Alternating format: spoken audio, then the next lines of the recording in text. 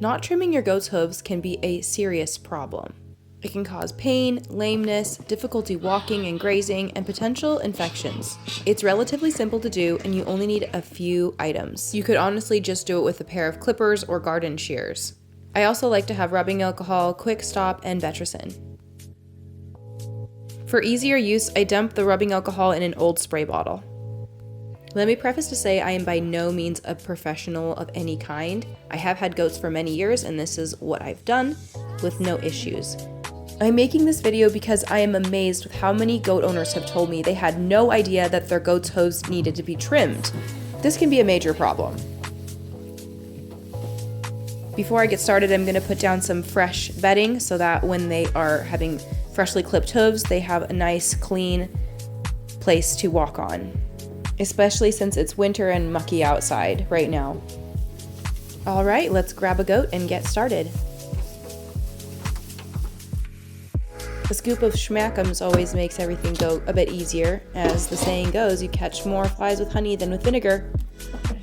I would highly recommend clipping your goat's hooves when they are in a stanchion. That way they're busy eating, they're contained, and they're also elevated off of any mucky surfaces so you can see what you're doing and do a much cleaner job. Are you pretty close? Get as close as you can. Now her hooves aren't too bad because she is one of my dairy goats and I check them more often because they're already in the stand. But since they've been having the winter off, I haven't had them in the stand for a while, and it's definitely past time to do their hooves. So you can see how I'm kind of cleaning it up, just trying to make a bit of a flatter surface for them to walk on and getting rid of any of that extra overgrowth. You just want to be really careful because you might think you're going straight and your clippers might be going at an angle and you can easily make them bleed. We definitely don't want to go past that. Just like when you're clipping your pet's nails, like your dog or your cat, and you don't want to go to past the quick. In which case, if we do, that's why we have the quick stop. If there's a lot of blood, a lot of bleeding, we have quick stop. You can get that many places, probably Amazon, and it'll stop the bleeding immediately. But I am being very careful not to draw blood, not to mess up with my clippers, and just to make a nice flat surface. You can spritz it with alcohol or iodine to help the process. If they get bored and fussy, you don't want to just keep shoveling grain to them, so it'd be a good idea just to give them some more hay to munch on while you finish what you're doing. Now you don't have to have a hoof pick, but because I have horses and I already have some of these laying around, I went ahead and used it, but oftentimes I don't even use it. I just kind of scrape it out with the clippers, and you'll see that in the other goats. But if you've got one, it's pretty handy. It does clean it out a little bit, especially if their hooves are not too overgrown. Like here with Rosemary, her hooves are honestly not that bad. You'll see with some of my other goats, they've gotten a lot worse and you can't even get in there with the hoof pick. It's super bad. So here we're just we're cutting that hoof wall down, making it more level, and even the pad of the foot can be clipped if it's getting a little gnarly. Hers aren't too bad, but you know, a little bit can come off. And here you can see a little black, maybe fungus or something going on there. So I'm gonna clip that off as best as I can and spray it with some Vetricin when I'm done. Also, a little alcohol spray is a great dehydrating and antibacterial agent, so that can be helpful. Iodine would probably be my preference, but it is a little bit harder to come by and I don't always have it as readily available. So it's important to shave little bits off at a time rather than taking massive chunks, because you almost always hurt your goat if you're going to try to take massive chunks. Just shave away little bits at a time until you get the desired result. See my fat barn cat in the background? Yeah, he's begging for food, even though he's morbidly obese and doesn't need any food right now. This pad here is very soft and you definitely don't want to make it bleed, so be very careful just to shave off the tiniest amount at a time. In some cases, if it's too overgrown, you cannot do the full, you cannot make a flat foot basically, because you're going to cause problems. But if you can make it better and then do it again in a couple weeks, that would be ideal.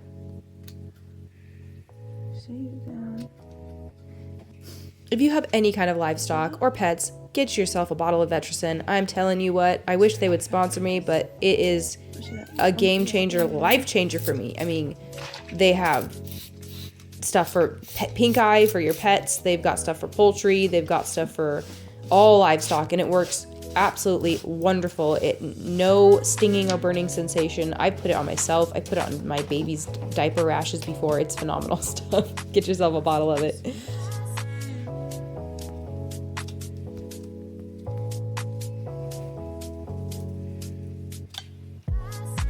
As we're doing the hoofs, we want to take a minute to really look and see if there's any underlying health conditions. Like I showed you on that last hoof, had a little bit of black funk, probably some type of fungal infection. I'm not super worried because it has been a really, really wet winter so far. And no matter how much bedding I put down, it seems to just soak up all the moisture in the air and in the ground. So that is definitely a problem in these months, but as we come into summer, it's going to dry out and the hooves will dry out, and as we cut that growth, it's going to be just fine, most likely. But this is a good time for you to just really look at your goat's hoofs and see what's going on.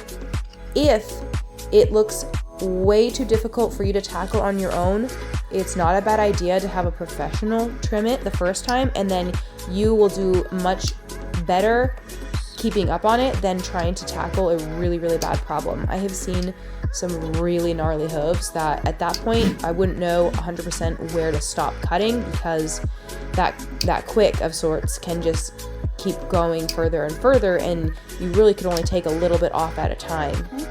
So if it's really bad, I would definitely seek professional help. But once you do get that, just make sure you keep up on it, and you can definitely do this yourself every couple of weeks. A couple months is okay too. I would just check it every few weeks, especially if they have really bad hoofs. But trust me, this is something you do not want to leave unattended. It could cost you your goat's health, maybe even their life. So don't sleep on this. Some of the things we need to consider for healthy hoof care is, yes, of course, regularly trimmings. That is a huge part of it, but so is a clean, comfortable environment for them, as is proper nutrition.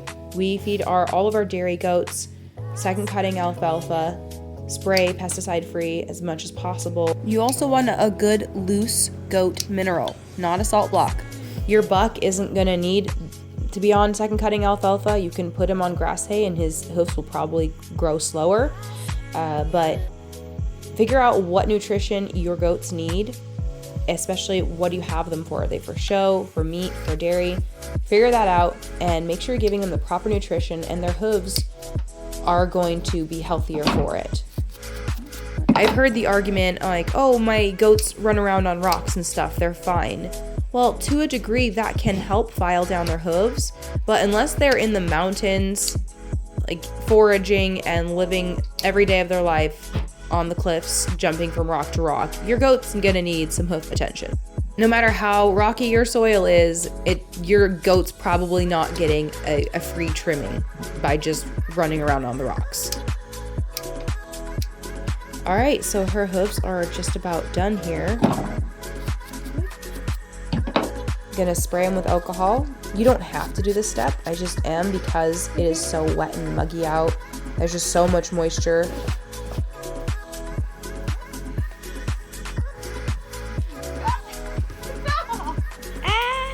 I'm gonna speed through this goat trim because it was very similar to the first one.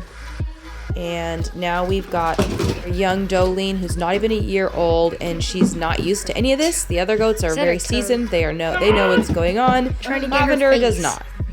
Hi, she has a piece of face. Tess, you're scaring her. It's making her nervous.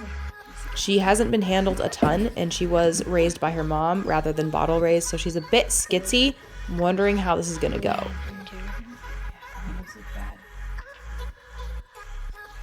Since she's so young, her hooves are incredibly soft and so easy to clip. Like you can see, it's like butter. Just super, super easy. And this is the time to get on top of it, you guys. When they're young, get them used to their feet being handled, or you're gonna have a goat dancing and jumping and bouncing all over the stand while you're trying to cut their hooves. So we have been working with her to desensitize her to touching her hooves and even her udder and her belly, because she's going to be a dairy goat. So she's going to need to get used to that.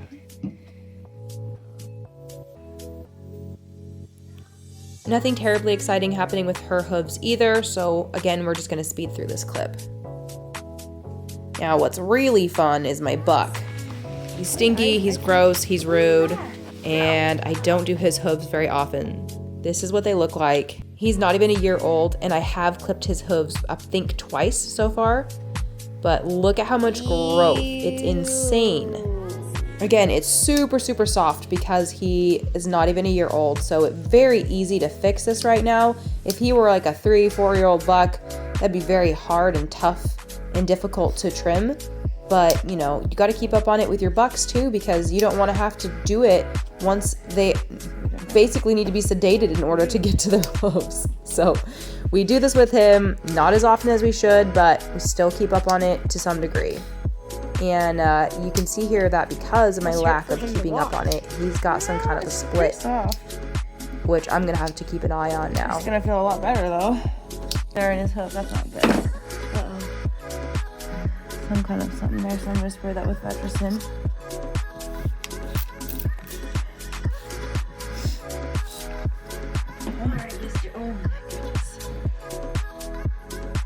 Y'all don't tell me your goat's hoofs don't need clipping. This is a result of not clipping enough. Imagine letting this go on for years. Your goat is going to have problems, period.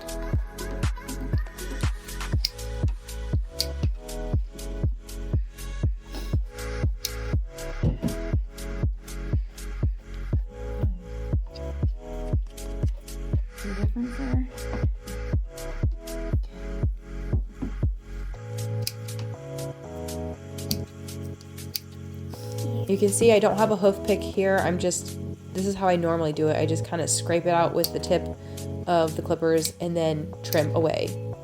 It may not be as sanitary, but it's kind of like your fingernails, you know? Unless you're going down making your fingernails bleed, it's not a problem. So just don't make them bleed. He's got some kind of split going on in his hoof there.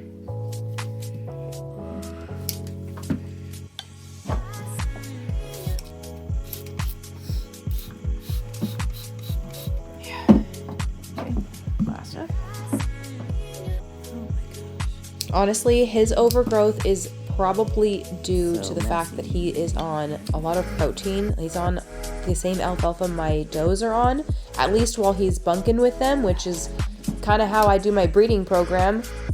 It's the lazy way. I don't really schedule anything. I just let them all hang out all winter, and hopefully everybody comes out of winter knocked up.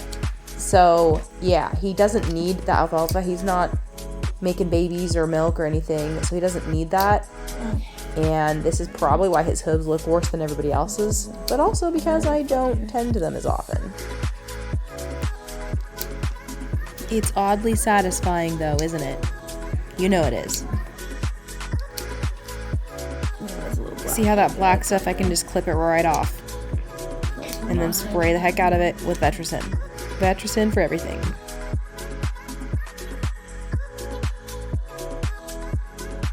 That may have been where I nicked him last time. It just got an infection. So again, here's a little black crud. And I'm going to clip it off and spray it and check on it next time and see if it's looking better. In the summer months, I don't notice almost any hoof problems. But in the wet winter months, that's when things start to get a little wonky. Anyway, woohoo! That's it. We're done. If you didn't know, goats love banana peels. Except Carmen. Thanks a ton for watching. Please consider liking, subscribing, and sharing.